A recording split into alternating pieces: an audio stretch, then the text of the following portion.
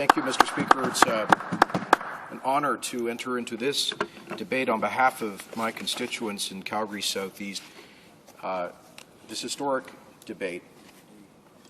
Mr. Speaker, certain members of this place tonight and yesterday have questioned why Canadian troops and aid workers and diplomats are in Afghanistan. I'd like to begin by offering 23 reasons.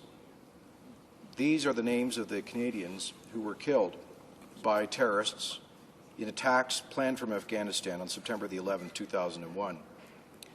Michael Arzhnitsky, 45-year-old Canadian from Montreal. Garnet Bailey, a 53-year-old Canadian from Lloydminster, Saskatchewan, who was aboard Flight 175. David Barkway, 34-year-old from Toronto. Ken Beznicki, a 47-year-old father from Toronto, and many members of this House, myself included, know and are friends of his surviving wife, Maureen. Joseph Collison of Toronto. Cynthia Connolly of Montreal. Aaron Dack, a 39-year-old Canadian from Toronto, survived by his wife and 2 children. Michael Egan. His sister, Christine Egan, who was visiting him from Winnipeg in the Twin Towers when they were struck. Albert William Elmary, a Canadian of Egyptian origin, 30 years old, from Toronto, who was recently married and was expecting his first child. Meredith Ewart and Peter Feidelberg, ages 29 and 34 respectively, a married couple who worked together on the 105th floor of the World Trade Center. Alexander Filipov, born in Regina, he was survived by 3 sons and his wife.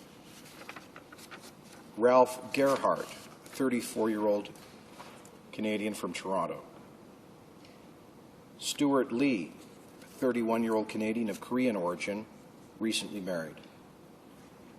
Mark Ludvigsen, a 32-year-old Canadian from New Brunswick.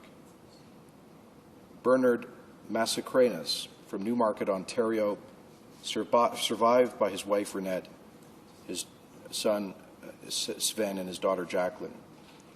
Colin MacArthur of Montreal. Michel Pelletier, survived by his 3-month-old son and his 2-year-old daughter. Donald Robson of Toronto. Roy Santos of British Columbia, a Canadian originally of Filipino origin. Vladimir Tomasevich, a Canadian 36-year-old originally of Croatian origin. Chantal Vincelli, a 38-year-old Canadian. And Deborah Lynn Williams, a 35-year-old Canadian young mother from Montreal. These, Mr. Speaker, were the 23 Canadians that we know of whose lives were brutally and cowardly taken by vicious fanatics on September the 11th, 2001.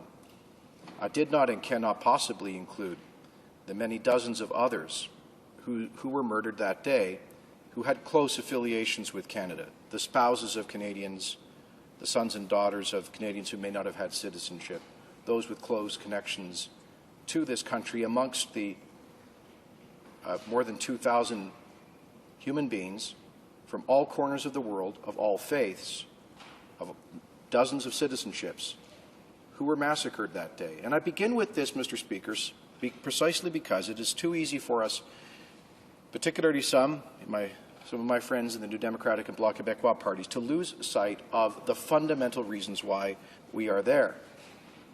We speak, and as I will, about the importance of reconstruction, of defending basic rights, of women's rights, of children's rights, of creating space of security so that human and economic development may happen. But we need to go back from time to time, Mr. Speaker, and remind ourselves what it is that provoked the United Nations to authorize the use of force in Afghanistan. Now, Mr. Speaker, these attacks, let there be no doubt, There might be some in this House who, of course, who share some of the views of the so-called 9/11 truthers and the conspiracy theorists. And sometimes, Mr. Speaker, if you listen really carefully, you tend to hear a little bit of that coming from some of my colleagues in the NDP.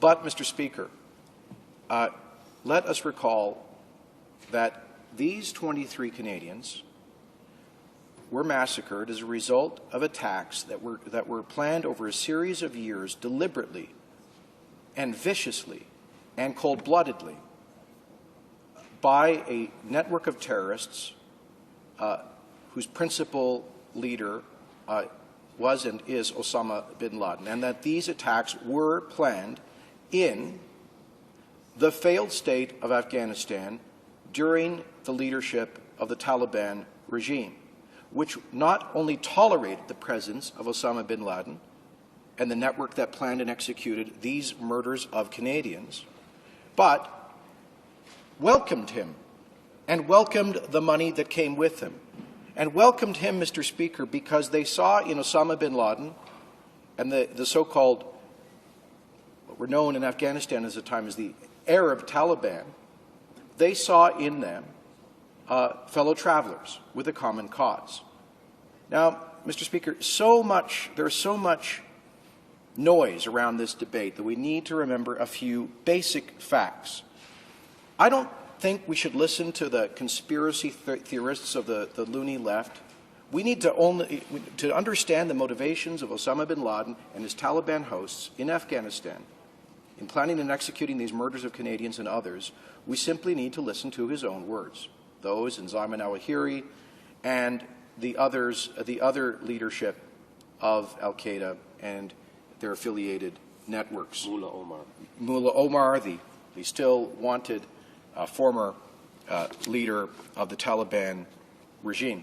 And what they explicitly and repeatedly have called for, Mr. Speaker, is the creation of a worldwide caliphate essentially based on 8th century principles through as seen through an extreme, brutal, and violent form of Wahhabi Salafist militant jihadi Islam. Now, let me make a distinction here, Mr. Speaker, as the Secretary of State who has responsible for multiculturalism in our cultural communities. I believe that the vast majority of Canadians, virtually all Canadians, are able to make a distinction between the vast majority of Canadian Muslims and those who observe Islam throughout the world, and the small, extreme fringe who seek to pervert Islam to advance their own violent ideology. And, Mr. Speaker, the point is this. Though some of the critics of the Canadian mission in Afghanistan, under the auspices of the United Nations and in a coalition with some 36 other nations, would have us believe that we are there as hostile belligerents in some kind of a civil war context, and that our enemy seems to be some kind of somewhat legitimate expression of Pashtun nationalism. And if we could only sit down and understand the tribal aspirations and the competing nationalisms, we could all sit around and work things out. Mr. Speaker, this is a fundamental misunderstanding of the nature of the struggle. Those with whom our troops and others under the auspices of ISAF are confronting in Afghanistan do not seek peace, Mr. Speaker. They seek out conflict. They don't regard peace as a virtue, Mr. Speaker. They don't regard the cessation of hostilities as an objective. Their objective is the construction of a worldwide caliphate, and for their purposes, they would like that to begin or re-begin in Afghanistan. Now, Mr. Speaker, we need to understand the mentality by listening to their own words. Now, the man who's most responsible for the planning of these attacks against Canadians and others from Afghanistan, Mr. Sheikh Osama bin Laden, has, I think on 3 separate occasions, explicitly identified Canada as one of his principal enemies. Now, Mr. Speaker, this country and the good, peaceful people of Canada did nothing to offend Sheikh bin Laden or Mullah Omar or their allies, or their like-minded allies. The 23 Canadians who went to work or went to visit family or boarded flights that day, 9/11/2001, Mr. Speaker, they were not enemies of any religion, of any people, of any country, of any nationality, of Pashtun nationalism or of Islam in Afghanistan. They were peaceful, loving mothers, fathers, husbands and wives who simply were trying to go about their business. And, Mr. Speaker, the same is true of the aid workers and diplomats who put their lives on the line every single day in Afghanistan for Canada and other countries across the world. They aren't seeking out conflict. They're risking their lives to help save the lives of others, to ensure that Afghanistan once more does not yet again become a failed state where these sorts of attacks can once more be planned. But, Mr. Speaker, the people who seek to drag Afghanistan back into the 8th century, back into the metaphorical Dark Ages, don't seek peace, Mr. Speaker. You know, one of the things that most infuriates me in this debate is when I hear, particularly from members of the NDP, refer to the strategy of the Canadian forces in Afghanistan as being characterized as, quotes, seek and destroy. That we must stop the seek and destroy nature of the military mission in Afghanistan. Mr. Speaker, that's an obscenity. Our troops are not there to destroy anyone. They are there to protect innocent people. And yes, occasionally, Mr. Speaker, that does require the use of force. But as often as not, our troops in Afghanistan, who have been the victims of casualties, were not even engaged in active offensive posture combat. Delivering aid. They were delivering aid. They were the troops who were delivering notebooks and pencils to Afghan children in a village when a suicide bomber arrived. They were people like Lieutenant Trevor Green, now Captain Trevor Green, who was struck on the back of the neck at a sit-down Shura meeting with tribal elders in March of 2006. Mr. Speaker, Captain Green wasn't engaged in a seek and destroy mission. He was engaged in precisely the kind of peacekeeping, if you will, that the NDP exhorts Canada to exhorts that ought to be at the center of our mission in Afghanistan. Mr. Speaker, he was sitting down in a small tribal shura in a village in rural Kandahar, and as a sign of respect to the village elders, he removed, at the risk of his own life, his helmet. That, Mr. Speaker, is a metaphor for the role of Canada in Afghanistan.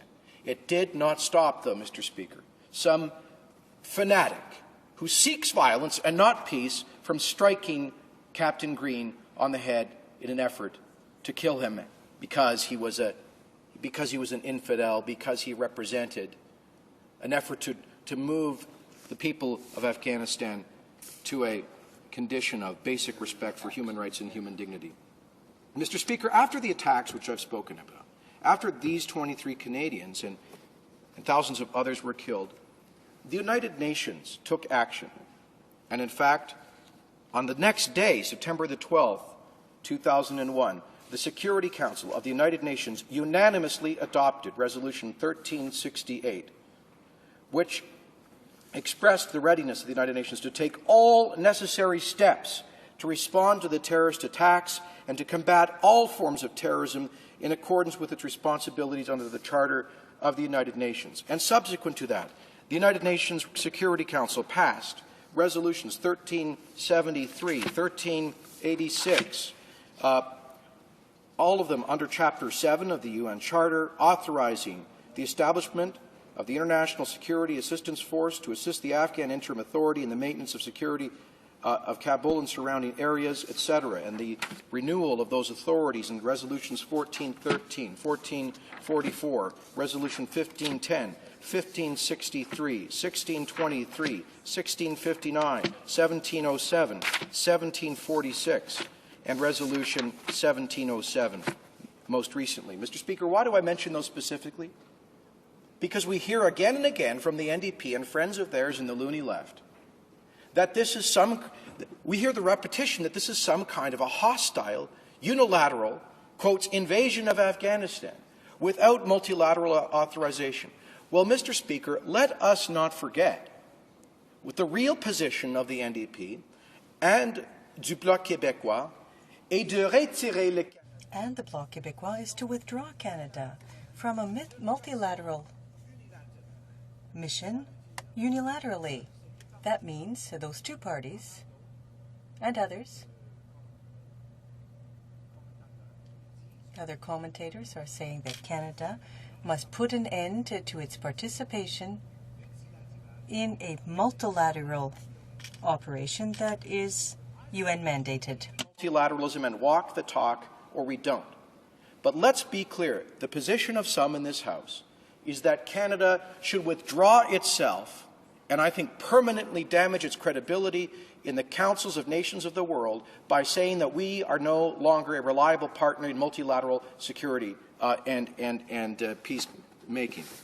Now, Mr. Speaker, it's not just the UN Security Council. You know that we, of course, are there at the invitation of the government, the democratically elected government of Afghanistan, and the 6 brave members of the women members of the Afghan Parliament who joined us here in Ottawa last week reminded us that we are here at the invitation, not just the invitation, but at the exhortation of the citizens of Afghanistan, particularly its women.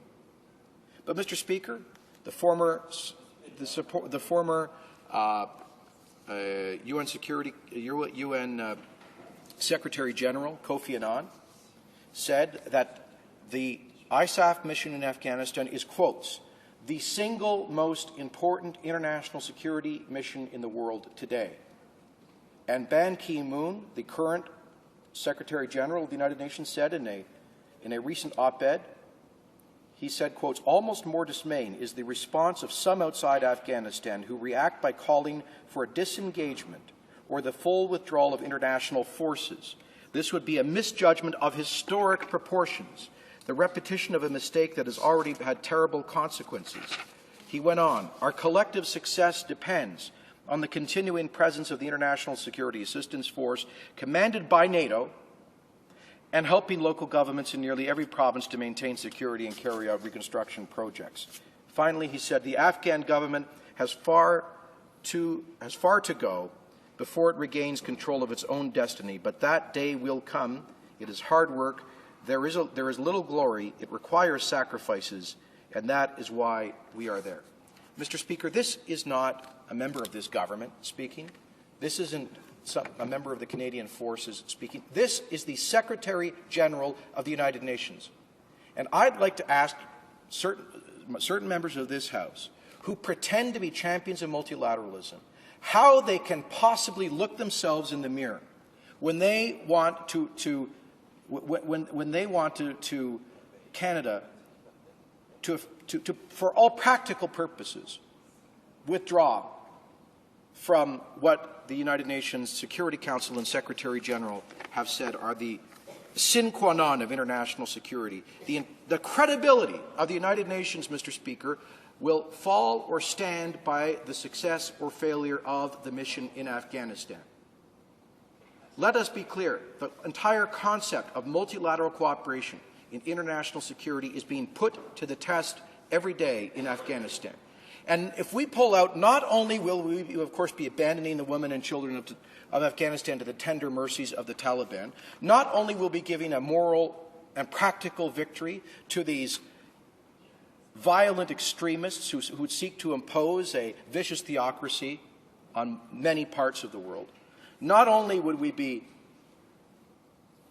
doing a dishonor to the memory of those Canadians whose lives were taken by those attacks planned in 9/11, Mr. Speaker, but we would be saying that Canada has lost faith in the United Nations and multilateralism as a basis for solving international security challenges. So, Mr. Speaker, in closing, I implore all members of this House and Canadians who value Canada's role in the world and believe that we owe it to these 23 Canadians to stand proud with our men and women, our diplomats, our aid workers, and our forces, to let them finish the job. Thank you.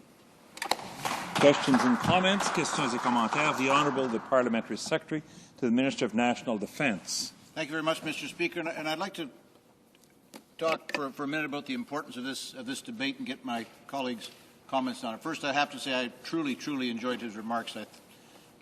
I wish more people could be here to hear them. Mr. Speaker, it was a little less than 18 years ago that I was here in the gallery. I was in uniform at the time, and I was here planning a potential deployment of CF-18s to Gulf War I, a deployment which eventually took place and liberated the people of Kuwait. The debate that night, and it was a little bit earlier than this, the debate that night was on whether Canada should participate in that mission or not. And it was enlightening for me to sit in the gallery and watch that debate. The House was certainly not full, but there were quite a number of people in the House from all parties, and there was lively debate back and forth, and it was quite interesting for me to, as a military member and as a Canadian, to watch that debate. And it really struck me the value of these kind of things and those kind of events in this place. Never thinking for a minute in my wildest dreams that I'd actually be here 18 years later participating in the same thing. So I'd like to ask my honourable colleague about the importance of debates like this as an expression of democracy, the commitment that this Prime Minister made and this government made to allowing parliamentarians from all parties to participate in hours and hours of debate on this very, very important question before Canada, the most important question Canada has had to answer in a very long time. So I'd like my honourable colleagues' thoughts on the importance of the debate and the importance of all-party participation in this event. The Honourable the Minister.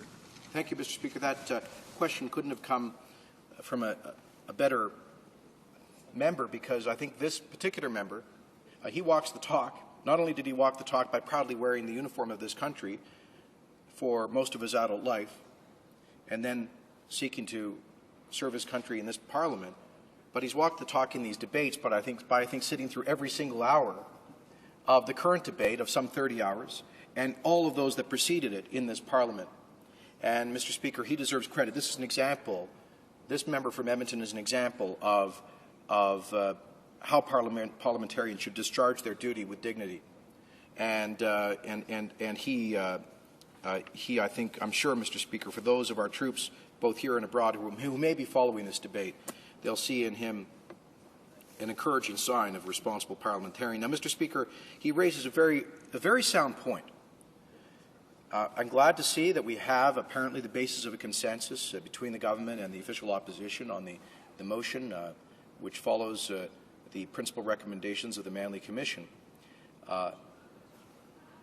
But I was discouraged, Mr. Speaker, even until through the course of this debate, to hear members of the Liberal Party criticizing this government for supposedly not having had sufficiently robust consultation, parliamentary debate, information and transparency. Nothing, Mr. Speaker, could be further from the truth. Now, sometimes this Prime Minister is accused for being, for centralizing things, for making all decisions, reserving these as executive powers and so forth. Mr. Speaker, this is the first Prime Minister since, correct me if I'm wrong, but since the Second World War, that has taken the historically exclusive power of the executive in matters of war and peace and returned and offered to be bound by decision of this House of Commons.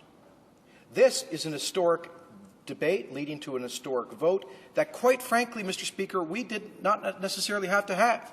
Let us not forget that the official opposition, when it was in government, committed to the Kandahar mission, committed before that to ISAF and the whole UN process in Afghanistan without a vote in this place. This will be the second vote that we're having on this matter, and both of those votes will have occurred under this government.